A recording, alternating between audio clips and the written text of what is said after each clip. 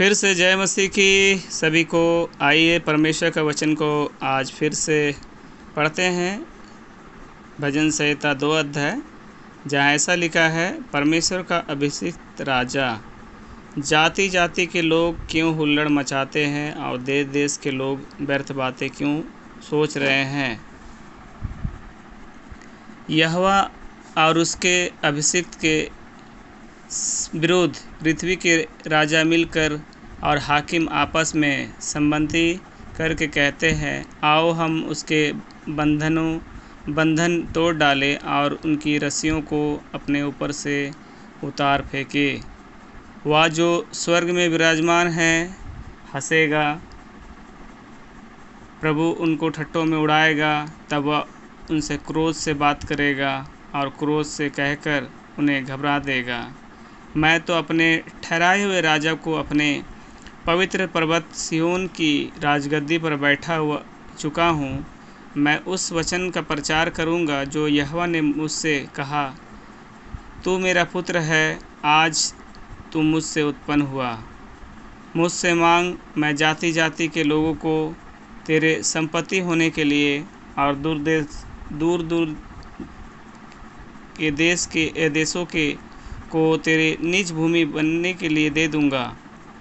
तो उन्हें लोहे के डंडे से टुकड़े टुकड़े करेगा, तो कुम्हार के बर्तन के समान उन्हें चकनाचूर कर डालेगा। इसलिए अब हे राजाओं, बुद्धिमान बनो, हे पृथ्वी के न्यायों, उस या उपदेश ग्रहण करो।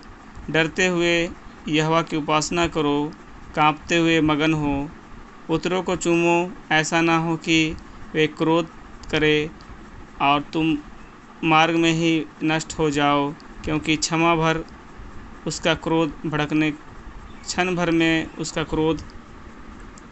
भड़कने को है। धन्य है जिसका भरोसा उस पर है। इस पढ़े जाने परमेश्वर आशीष दे। तो आज परमेश्वर कहता है कि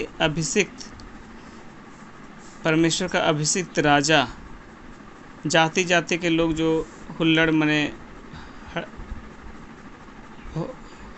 हल्ला मने परेशानी ऐसा मचाते हैं, देश के लोग जो व्यर्थ बातें करते हैं। तो परमेश्वर का वचन कहता है, यहोवा और उसके अभिषिक्त के विरोध में पृथ्वी के राजा मिलकर हाकिम जो आपस में संपत्ति करके कहते हैं कि आओ हम उनके बंधन तोड़ डालें और उनकी रस्सियों को अपने ऊपर से उतार फेंके। तो इसलिए परमेश्वर का वचन कहता है, वह तो स्वर्ग में विराजमान है हंसेगा और प्रभु उनको ठट्ठों में उड़ाएगा। तब उनसे क्रोध से बात करेगा और क्रोध से कहकर उन्हें घबरा देगा।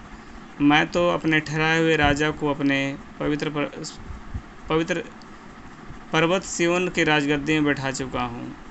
इसलिए परमेश्वर वचन कहता है कि यदि आप परमेश्वर को अपने पर्वत ऊंचा को दर्शाता है, यदि हम परमेश्वर को ऊंचा स्थान में यदि आप रखते हैं, अपने जीवन के राजगद्दी में बैठाते हैं, तो परमेश्वर सचमुच आपको इस्तेमाल करे। इसलिए वचन भी कहता है, मैं उस वचन का प्रचार करूंगा जो यहोवा ने मुझसे कहा है कि तू मेरा पुत्र है, आज तू मुझसे उत्पन्न हुआ है। इसलिए यदि आप परमेश्वर का वचन सुनते हैं, और वचन भी कहता है जितनों ने उसे ग्रहण किया उन्हें परमेश्वर संतान होने का अधिकार दिया। जिस दिन आप परमेश्वर का वचन सुनते हैं, वचन ग्रहण करते हैं, उसी दिन से आप परमेश्वर के पुत्र बन जाते हैं।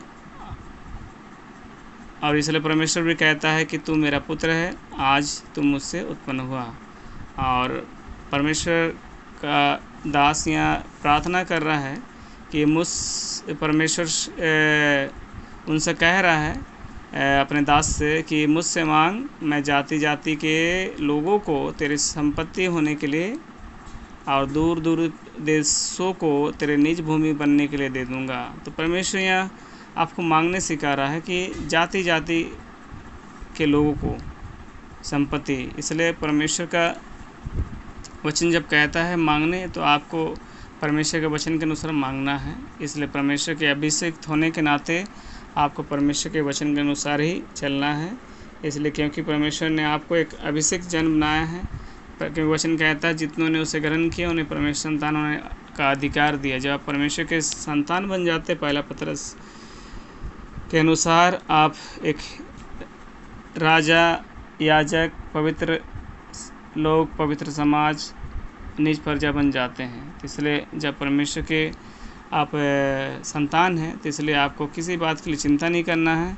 बस वचन जैसे कहता है, धन्य है वे जिनका भरोसा उस पर है। इसलिए यदि आप परमेश्वर पर भरोसा करते हैं तो परमेश्वर सचमुच अपनी इच्छा के अनुसार आपको क्या करेगा, सहायता करेगा और आपके अपने दूतों के द्वारा आपका रक्षा करेगा, क्योंकि आपका वह सृष्टिकर्ता परमेश्वर है, आपका परमेश्वर है। इसलिए एक बच्चे को अपने पिता पर भरोसा इसलिए रखता है क्योंकि बच्चा जानता है कि मेरा पिता सब कुछ मेरी आवश्यकताओं को पूरा कर सकता है। इसलिए यहाँ एग्जाम्पल भी देता है, धन्य है जिनका भरोसा उस पर है। आपका भरोसा किस पर है यह आप पर निर्णय करता है। इसलिए परमेश्वर वचन कहता है जब भरोसा उस पर करो, जीवित परमेश्वर पर। इसलिए यह कहता है कि जब परमेश्वर की आराधना भी करते हैं तो बोलता है कि डरते हुए यहोवा की उपासना करो, क्योंकि वो पवित्र परमेश्वर है।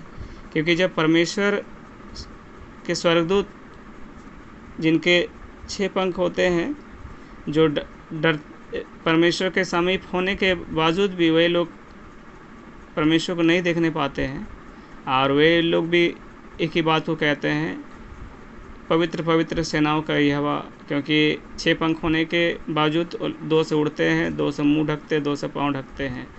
इसलिए परमेश्वर के संतानों को परमेश्वर का भय, क्योंकि वह पवित्र परमेश्वर है, उसके पवित्रता के सामने कोई ठहर नहीं सकता है। इसलिए जब परमेश्वर का वचन कहता है डरते हुए उसकी उपासना करो और काँपते हुए मगन हो, इसलिए वैसे ही हम सभी को करना है, हम उद्धार पाए लोग को ऐसे ही करना है। इसलिए जब परमेश्वर का जब आप एक अभिषेक जन है तो प्रत्येक दिन परमेश्वर के वचनों के अनुसार ही आपको जीवन बिताना चाहिए।